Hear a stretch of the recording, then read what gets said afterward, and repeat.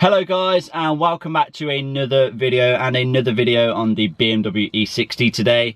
Now we have a pretty big job ahead of us, and we are going to be replacing the rear subframe bushes. Now why am I doing that, you may ask? Well, if you saw one of my previous videos trying to find the clunk on my BMW E60, something along those lines, you will know that my current rear subframe bushes are pretty worn. There is excessive movement in them.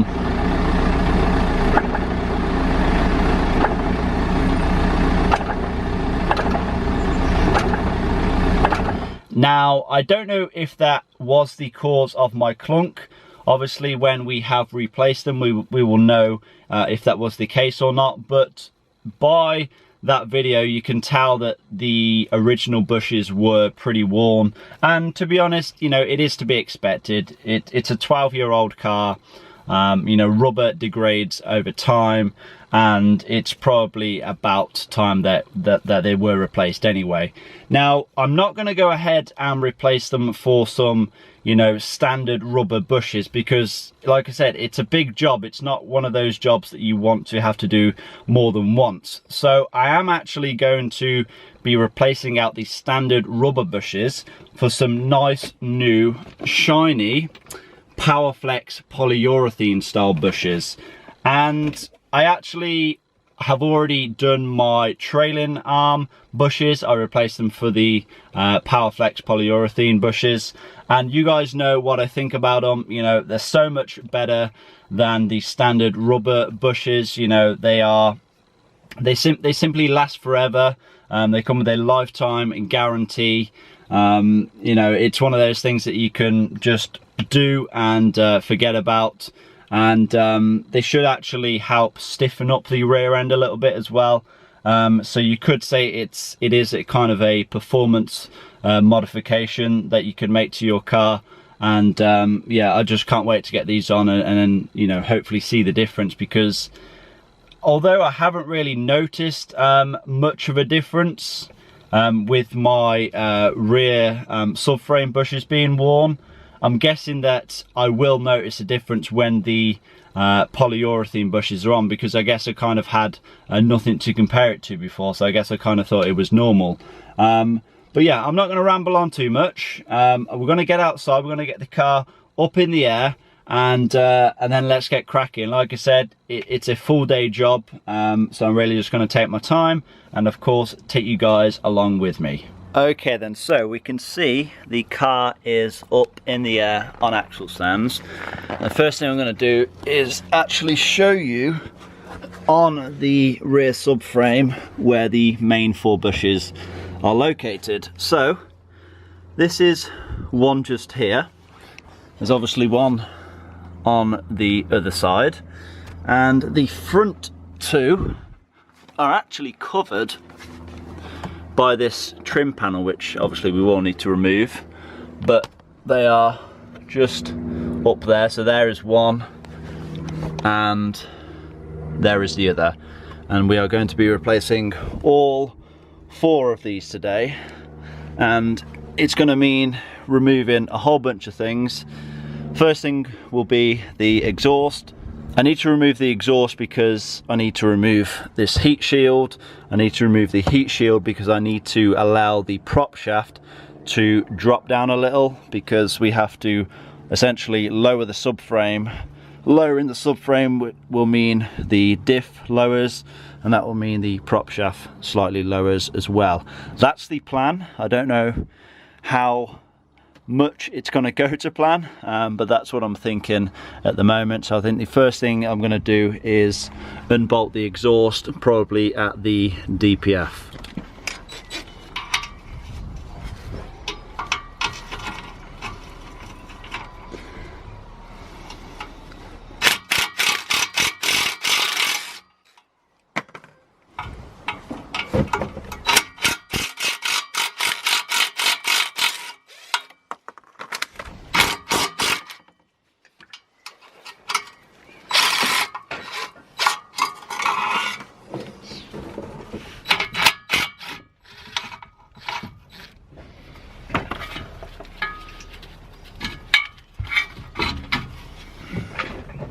Okay, so the exhaust is unbolted now at the DPF.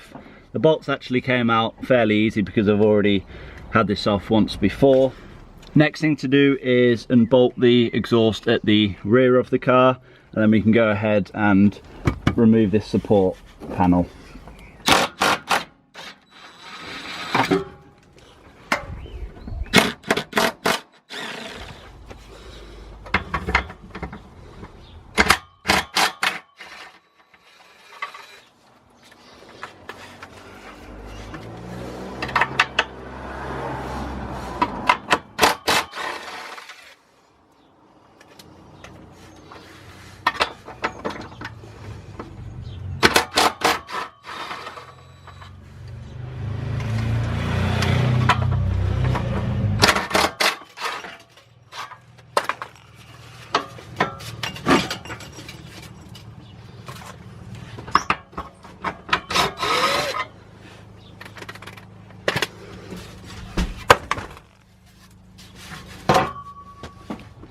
And now with the exhaust removed, next thing we need to do is remove this heat shield. It's just held in by a whole bunch of these 8mm screws, I believe they are.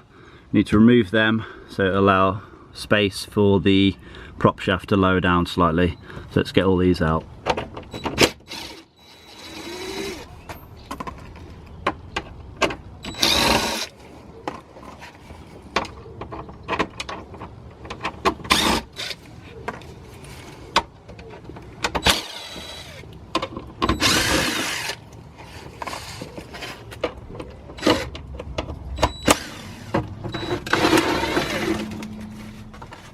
Should be the last screw. There we go. And that is the heat shield removed. Okay, so now that the heat shield is removed, I actually need to remove the splash panels as well, so I can get to the front bushes. I think it's held in by an 8mm screw at the front, and then like a 12 or a 13mm nut on this rear one here.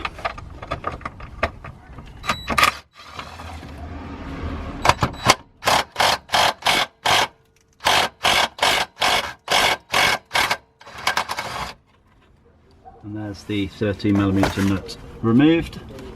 So this should come away now, he says. It looks like it's held in by another 8mm screw at the side. So we need to remove that. I think I'm going to have to get in there with a ratchet spanner.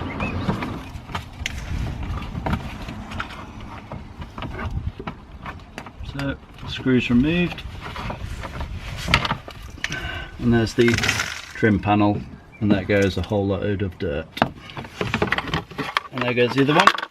Okay then, so we are pretty much now ready to start lowering the subframe. So I have the jack in place, and the first thing I'm actually going to do is remove these bolts here. So there's two there, two on the other side. These are for the front bushes. And then what I'm going to do is start loosening the 4 main subframe bolts that bolts the subframe to the chassis.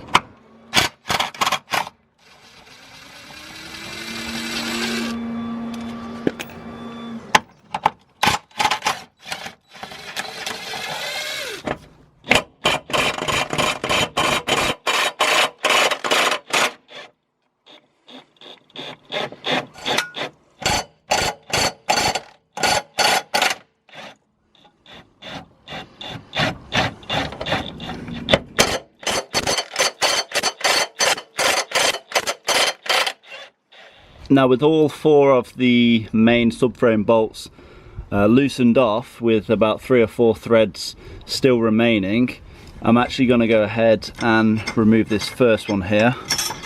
Remove the bolt completely.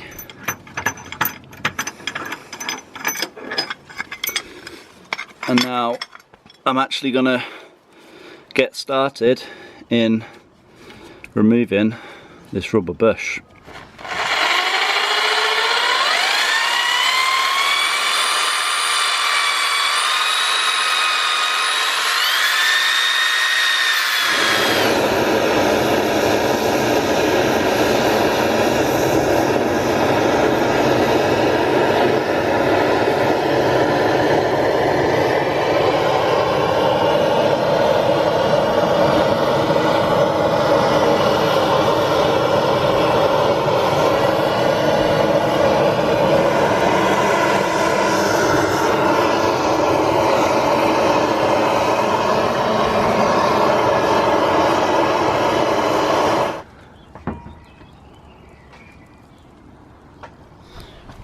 Okay, so you can see we have one polybush installed. Now this one was the first one that we'd done, and it took a lot of trial and error. It took so long to get the old bush removed. Essentially we tried drilling it, then we tried heating it up, and then we eventually got it out from heating it up and levering it out. And then it was just a case of getting the outer steel sleeve out as well, which was very difficult. We ended up using a hammer and a screwdriver, which wasn't the most efficient method, but what we'd done on the other side was a whole lot quicker.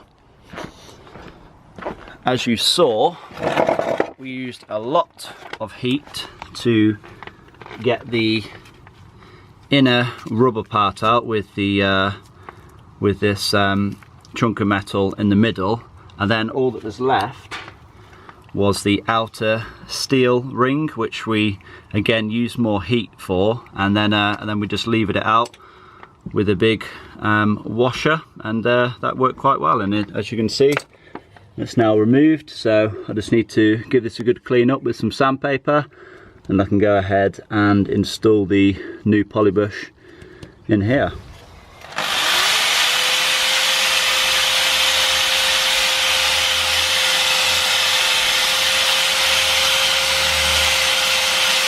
Okay then, so now that I have cleaned the bore on the subframe, it's nice and smooth now.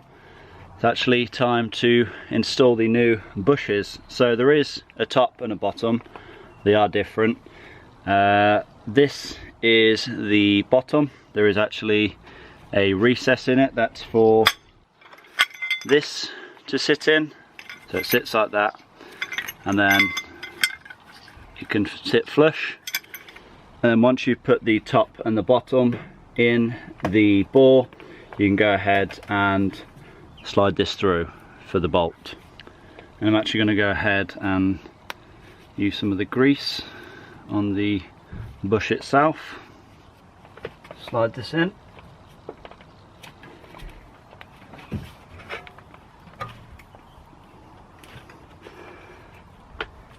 And then the top slides in as well. And then it's time to install the sleeve, which I'm going to apply some grease to.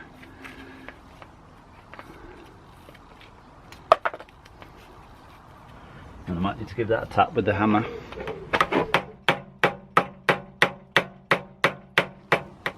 Okay then, so I've actually went ahead and installed the front subframe bushes as well. So that is all 4 bushes installed, as you can see. Now I must point out that I actually did go ahead and remove the wheel arch liner. It's just held in by a whole load of 8mm screws.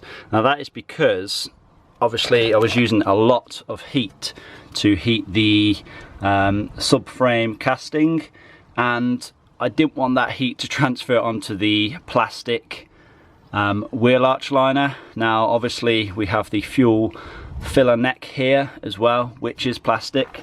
Now to protect that, we actually put some heat protective material around it, and these front bushes actually came out a whole lot easier as well. Like, they actually came out all in one piece like this. And I had originally planned to just take one bolt out and do one bush at a time, but because there wasn't really that much clearance, you know, there was enough clearance to install the new polybushes because they are split, but there really wasn't the clearance to get the subframe away from the plastic parts where I don't want the heat transferring to. So it was actually just easier in my case just to lower the entire subframe, still on the jack of course, with the jack underneath the rear diff, but it just gave a lot more clearance for, you know, for the flames and any heat transfer into the parts that we don't want it to get to.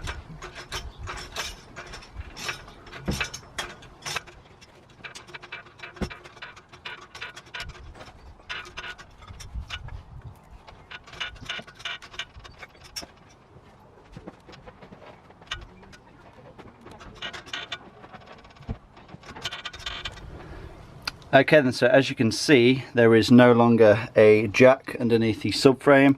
That is because all of the subframe bolts are now in. Now they are not torqued up, I just need to find out the torque setting for them, but all of the bolts are in their place, they're just nipped up. Now, I thought while the wheel arch liner, while they are removed, I thought it'd be a good idea to actually clean in here, because as you can see, there's quite a lot of build-up, and to be honest, I just really want to get rid of any salt that's in here to prevent any future rust. So I'm actually going to give this a good clean, and then I'll go ahead and put the wheel arch liners back in.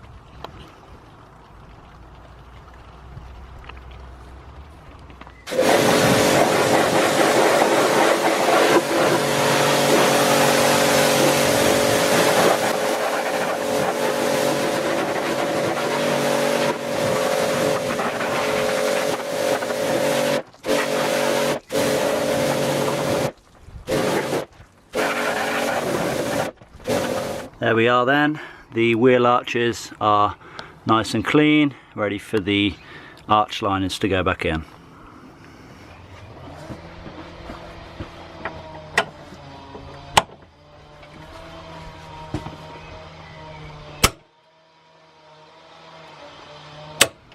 Okay then, so all 4 main subframe bolts, the 21mm bolts, are now torqued up. Now they need to be torqued up to 165 Newton meters, but my torque wrench actually only goes up to 140 Newton meters. So what I've done is I set it at 140 and then just turned it an extra little bit just to get that extra 25 Newton meters. Now obviously it's not going to be exact, I'm pretty sure it's going to be pretty close to the 165 there, because I went from 100 to 120, felt the difference, and then went from 120 to 140 and felt the difference, and it was honestly like an extra 1/8 of a turn, and then I've done from an 1/8 of a turn to 1/4 of a turn extra on top of the 140, so I'm pretty sure it should be quite close to the 165, so I'm confident that they are fully torqued up and nice and tight.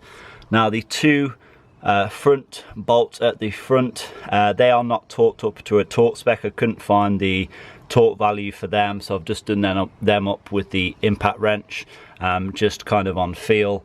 Now obviously they're not as critical as the 4 main bolts that bolt it to the chassis. This is kind of like a supporting arm, but they are tight nonetheless. But now we are ready to refit the wheel arch liners. Now everything's nice and clean, everything's bolted up, all the cables are tucked away nicely and, you know, in their correct positions. So let's get them wheel arch liners back on, and then we can continue with assembling the rest of the car.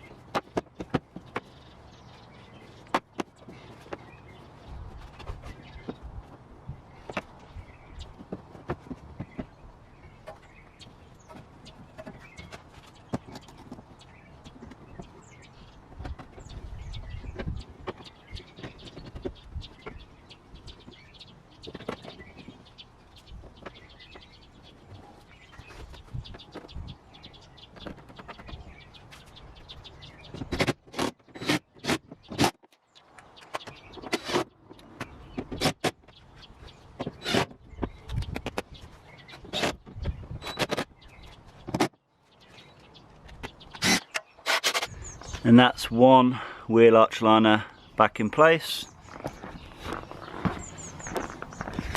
And that's two wheel arch liners back in place.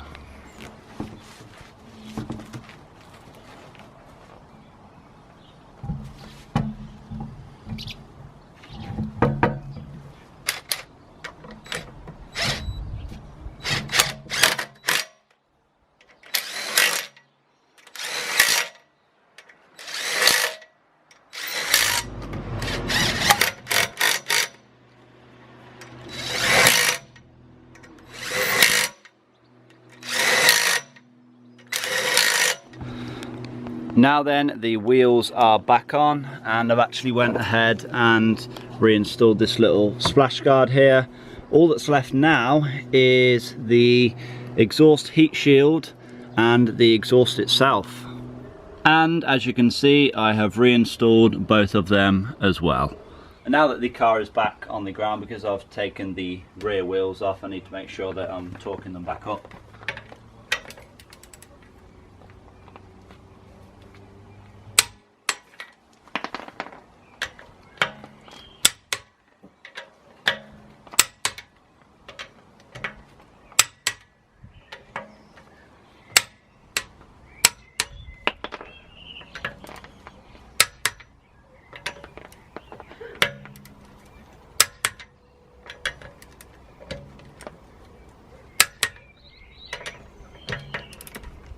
Okay then, so I guess now the only thing left to do is take it for a test drive and see if we notice any difference. Now straight away I just want to say I don't think replacing the bushes has resolved our clunk issue. I'm kind of thinking it's more down to the differential or the drive shafts themselves, because in all honesty the original bushes weren't actually in that bad condition. You know, they were still all intact. The only thing that was kind of worn was the rubber rings that sit beneath and above the bushes, but the bushes themselves are relatively intact. But it's always, you know, a good idea to replace them. You know, they've been on the car for what, 12 years now. They've covered over 120,000 miles. So they're obviously not working as good as they did when they were brand new. So let's get out anyway. Let's see if we notice any difference. You know, I'm guessing that the ride's going to be slightly firmer, especially at the rear end. But that should be a good thing. That should mean that we have slightly better handling. So let's take it out for a good drive now, and yeah, let's see if we notice any difference.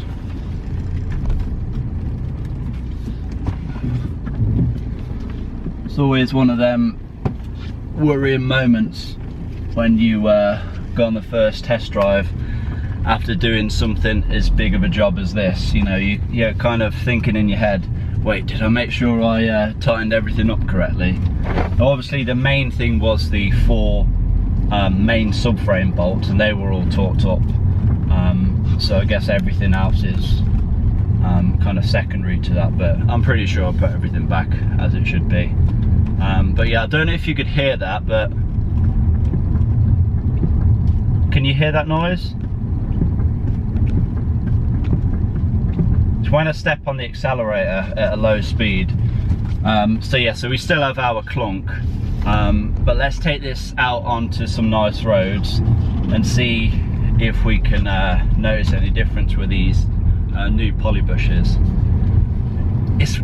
It might just be a placebo effect, you know, the fact that I've literally just jumped in the car and I'm expecting it to be different, but it kind of does feel firmer already. I know I'm only going like 20 miles an hour.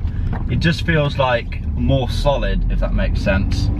So we will go onto some nice roads and push it a little bit, and yeah, see if we have some better handling.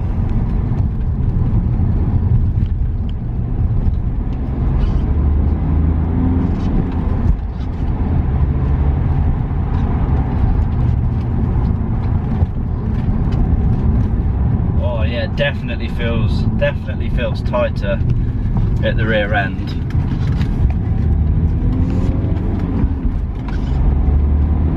Oh yeah, definitely. Honestly, it feels so much more together.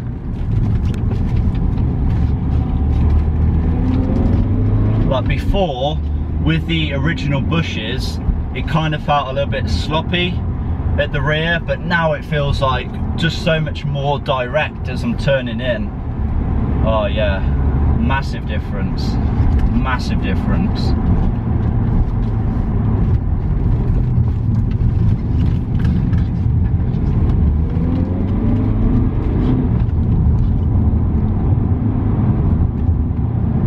Just feeling that diesel torque.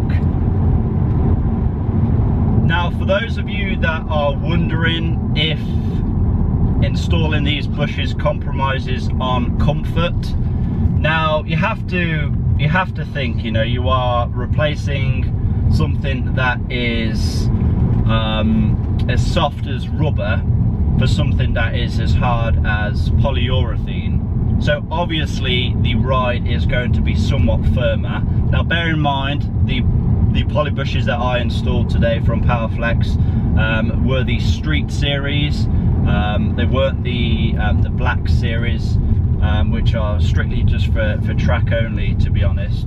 But yeah, like the comfort really hasn't reduced that much. Like I really can't tell. You know, we're not going crazy and, you know, changing out the stock suspension. We're not changing the struts or the springs. I mean, I think really that's when you start compromising the ride quality. I really, you know, don't think it's any less luxurious to drive. I think it's, you know, I think it still feels good. You know, it's not as if I'm driving down the road going do you know what I mean? It's still got a nice you know, the same BMW refinement to it. So yeah, I can't really say anything bad for them. But yeah, honestly, it's really weird how, it's really quite weird how you know, just replacing something like subframe bushes can just make the car feel so much more direct.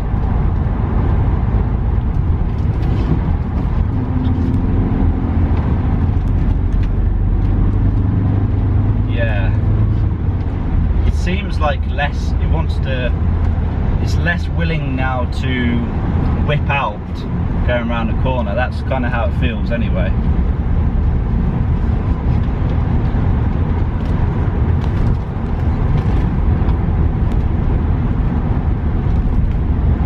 Yeah, so much better, honestly.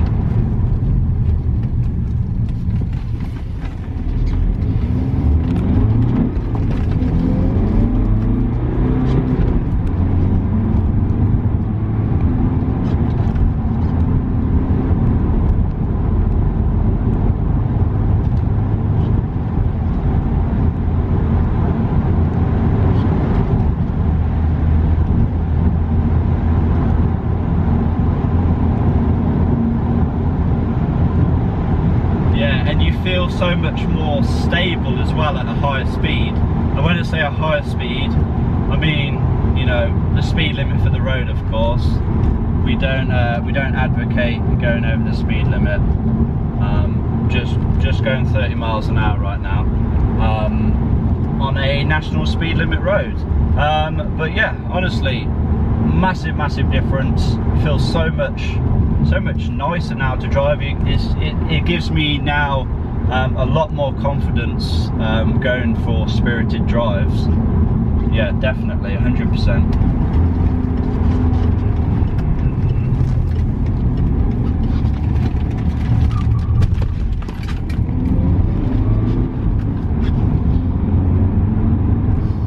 Okay then, so we are back from the test drive now, and yeah, like I was saying, you know, it's honestly made such a big difference. It's definitely more together, more direct, more firmer on the rear end. It's just crazy how big of a difference changing something as small as, you know, just some bushes out for some polybushes, you know, how big of a difference it actually makes. It's definitely something that I would recommend doing if you of course care about you know, what your handling is like, if you enjoy your driving, if you enjoy going on your spirited drives, or if you plan on taking your car on track sometime as well. It's definitely something that is worth doing to your car. Now, if of course you do want to check out the bushes that I installed in this video, so the 4 main rear subframe bushes for the BMW E65 series, I will leave a link down below so you can go check them out. If you of course just want to check out Powerflex, you want to see what they do, you want to check out some of their other products, the link will be down there as well. I want to thank all of you guys for watching. Please give this video a like, leave a comment down below, subscribe if you have not already done so, and I'll see you all in that next video. Peace!